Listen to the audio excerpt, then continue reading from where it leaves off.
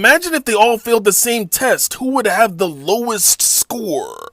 If you ain't pick Billy, Patrick, or Ed, we're gonna have a problem. If you're one of the people that picked Richard Watterson, he's not completely brainless. He can drive and somewhat take care of kids. And it's not his fault the universe decides to collapse if he ever tries to go to work. If you pick Cosmo from the Fairly Odd Parents, he isn't getting the lowest score.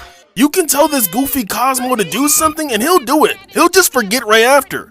Like when Timmy told him to do a forbidden wish, which was that everyone stayed the same age for 50 years. Ed from Ed, Edd and Eddy is a brainless idiot. He asked if a carrot could dial a phone.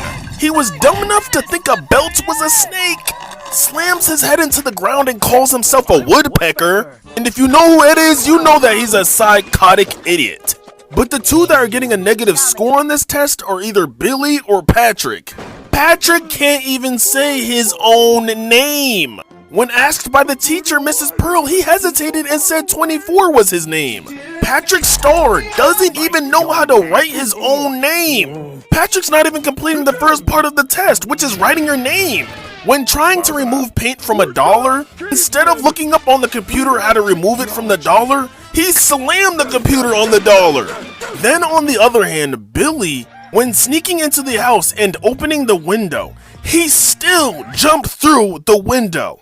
Lastly, Billy spent 2 hours on the couch trying to find his brain, and just when you think it's bad enough that he thought there was a cave in his head, he genuinely thought that his dog's tongue was his brain. When it comes to getting test scores that are very low, Billy and Patrick so low.